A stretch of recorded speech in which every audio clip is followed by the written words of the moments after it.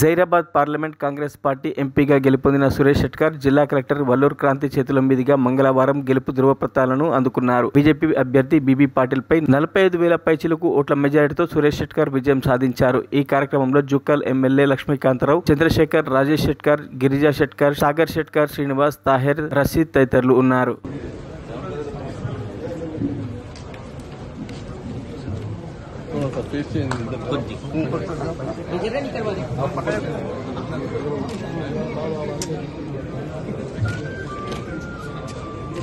Okay sir.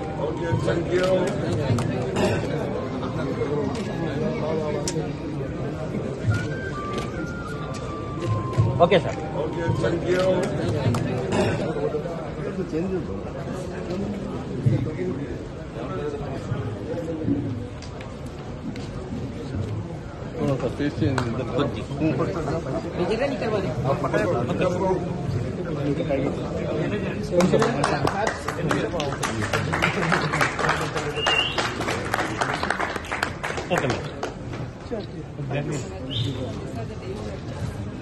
మీరు కొద్దిగా ఇప్పుడు కొద్దిగా జరగండి సార్.